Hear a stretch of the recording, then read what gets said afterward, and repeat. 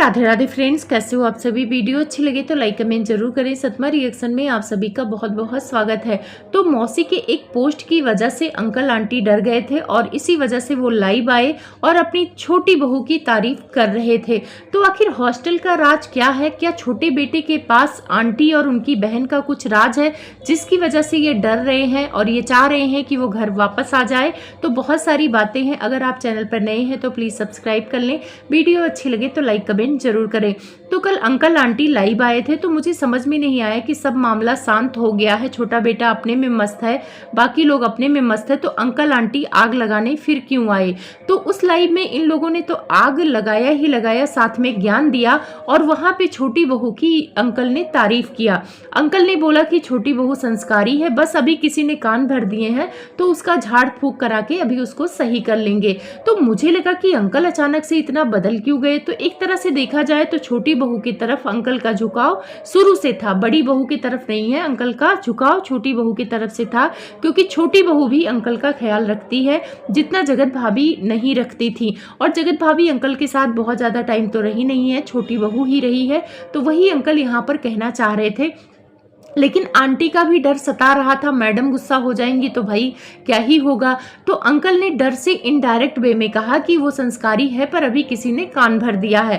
तो अगर देखा जाए तो जो इनके घर में मामला हो रहा है उस पर छोटी बहू का तो कोई मतलब ही नहीं है ना। छोटी बहू सामने से आकर इन लोगों को कुछ बोल रही है, जो भी कर रहा है इनका बेटा खुद का कर रहा है। तो बेटे का झाड़ फूक कराओ, बेटा आपका बदल गया है। वैसे आंटी कह तो रही है कि उनके बेटे में संस्कार कूट कूट कर भरा है, लेकिन अभी किसी और का संस्कार आ गया। भाई संस्कार भी अदला बदली होते हैं, मैंने पहली बार इन्हीं की फैमिली से सुना है। और आंटी बार बार साबित करने की कोशिश करती है कि मेरा ही खून है। तो आंटी क्या आपके अपने खून में थोड़ा सा डाउट है क्या? क्योंकि जिसको डाउट नहीं होता वो बार बार यहाँ आके ये नहीं बोलता कि मेरा खून है।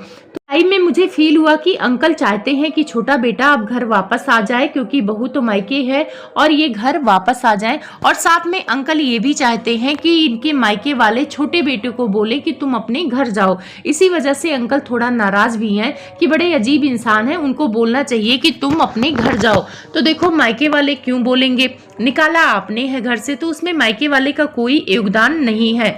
अब यहाँ पे आ जाते हैं इनके मौसी के लड़की के बारे में। तो मौसी की लड़की का किरदार आप लोगों ने देखा होगा, आंटी के वीडियो में भी मैंने देखा था उनको और छोटे बेटे के वीडियो में देखा। वो मोमोज लेकर आई थी और ये लोग खाए भी थे और वहां पे इन लोगों ने उनका प्रमोशन भी किया।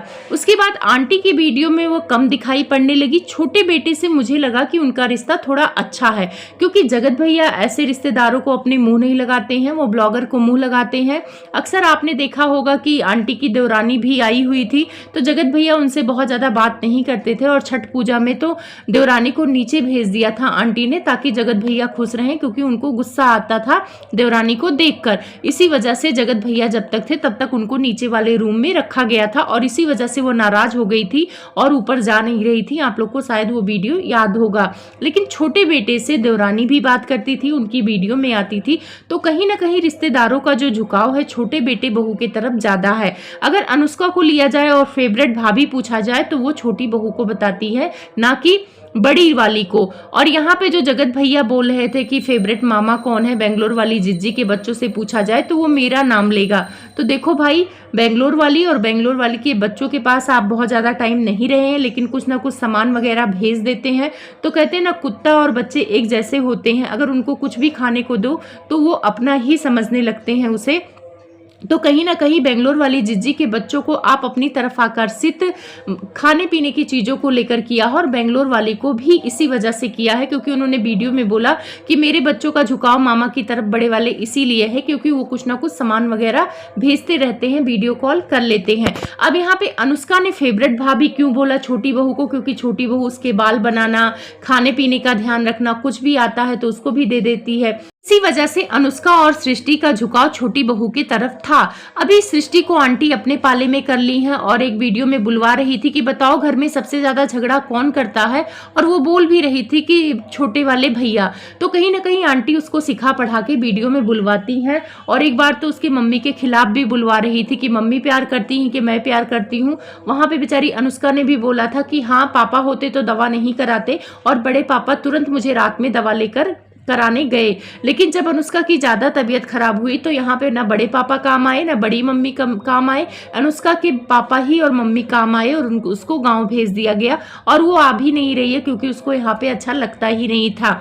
तो रिश्तेदारों का झुकाव छोटे वाले बेटे के तरफ से शुरू से था क्योंकि वो वहाँ पे रहता है सिवान में, सबके घर जाता है, सबसे मिलता है। अब जो मौसी की लड़की थी वो आंटी से ज़्यादा छोटे बेटे को पसंद करने लगी और झुकाव उनकी तरफ था। ऐसा नहीं कि आंटी और बेंगलोर वाली से बात नहीं करती थी, बात करती थी पर झुकाव ज़्यादा। जब वो बाहर गया और उसने अपनी बहन को बुलाया यानी मौसी की लड़की को बुलाया तो शायद आंटी देखकर खुश नहीं हुई। छोटी बुआ भी चली गई कि छोटी बुआ का भी लगाव छोटी बहू से और छोटे वाले बेटे से ज़्यादा है बड़े वाले की अपेक्षा। तो वो भी उनकी पार्टी में, बर्थडे पार्टी में चली गई। तो आंटी ने बोला कि कुछ लोग धोखा दे रहे हैं, अपने धोखा दे रहे हैं, टारगेट किया। उसके बाद कहीं ना कहीं माँ और बेटी को लगने लगा कि रिश्तेदार इसकी तरफ हो जाएंगे और कहीं ना कहीं कुछ अगर हमारे घर का जो बात है वो रिश्तेदारों से कह देगा तो हमारी बेइज्जती हो जाएगी। तो इसीलिए इन लोगों ने रिश्तेदारों पर दबाव बनाया कि मेरे बेटे से दूर रहो। और आंटी ने धमकाया भी, बद्दुआ भी दिया कि कुछ लोग मेरे बेटे को भड़का दिए, बहू को भड़का दिए, इसी वजह से मेरे बेटा बहू घर से बाहर हो गए। लेकिन ऐसा कुछ नहीं था, आंटी ने खुद निकाला था।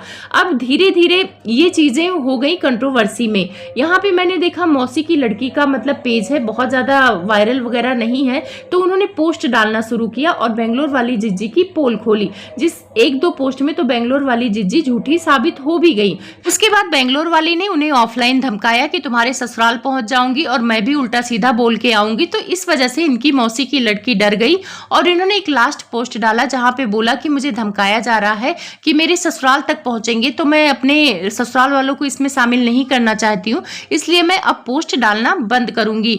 लेकिन उनके मन में भी कहीं ना कहीं फेमस होने की चाह थी और लोगों से अपना इंस्टा और फेसबुक बताने लगी और थोड़ा सा प्रभाव पड़ा। उसके बाद बेंगलोर वाली ने उन्हें ऑफलाइन धमकाया कि तुम्हारे ससुराल पहुंच जाऊंगी और मैं भी उल्टा सीधा बोल के आऊंगी। तो इस वजह से इनकी मौसी की लड़की डर गई और इन्होंने एक लास्ट पोस्ट डाला जहां पे बोला कि मुझे धमकाया जा रहा है कि मेरे ससुराल तक पहुंचेंगे तो मैं अपने ससुराल वालों को इसमें शामिल नहीं करना चाहती हूँ, इसलिए मैं अब पोस्ट डालना बंद करूंगी। लेकिन उनके मन में भी कहीं ना कहीं फेमस होने की चाह थी और लोगों से अपना इंस्टा और फेसबुक बताने लगी और थोड़ा सा प्रभाव पड़ा। लोग उनके पेज को सर्च करके उनके पेज को सर्च करके देखने लगे तो उन्हें समझ में आ गया कि भाई कंट्रोवर्सी करके ही यहाँ पे नाम कमाया जा सकता है। और उन्होंने राज फैमिली को फॉलो कर लिया और उन्होंने धमकी दिया है एक हॉस्टल का राज खोलने के लिए। तो वो हॉस्टल का राज क्या है आप लोग भी जानना चाहेंगे और हम लोग भी जानना चाहेंगे। मौसी की बेटी जी, आप मैदान में आ ही गई हैं तो सारा सच बता ही दीजिए कि क्या हुआ था हॉस्टल में, क्योंकि आप हॉस्टल में रही हैं और आंटी के साथ रहती थी। ये बात आंटी ने अपनी वीडियो में बताया है। तो कहीं ना कहीं कुछ तो राज है आपके पास जो हॉस्टल से रिलेटेड है। और वैसे आंटी कहती भी है कि ये हॉस्टल चलाती थी, खाना बनाती थी, बच्चों का बड़ा ख्याल रखती थी।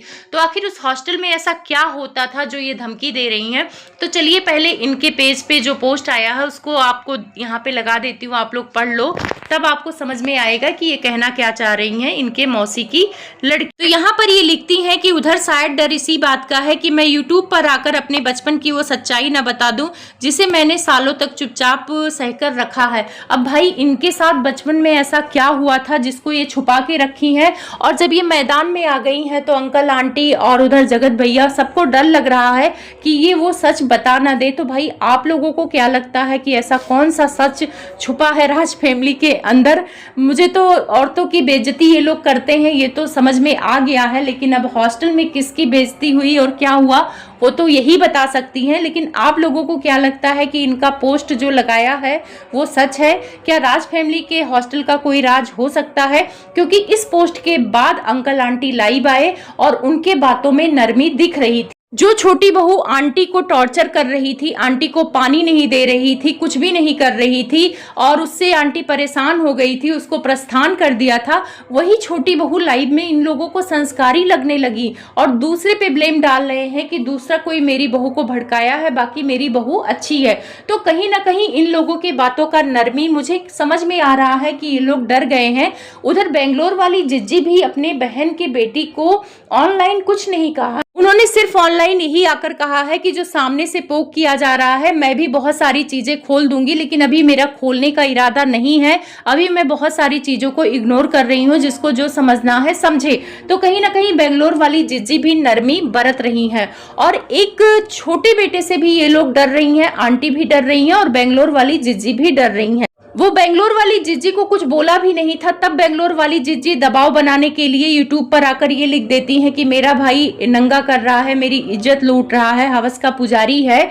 तो कहीं ना कहीं वो कम्युनिटी दबाव बनाने के लिए किया गया था कि ताकि वो कुछ बोले ना। आप लोगों को याद होगा पिछले साल भी वो हॉस्टल की बात कर रहा था और आंटी के बारे में भी उसने बोला था कि बहुत अपने सास की बड़ाई करती हैं, लेकिन अपने सास के साथ इन्होंने क्या किया है सारा सच बता दूं। बहुओं को तो इतना वो करती हैं, लेकिन खुद कितना दादी के साथ की है वो सब सच बता दूं, फिर वहां पे चुप हो जाता है और बोलता है कि मैं कुछ नहीं बताऊंगा।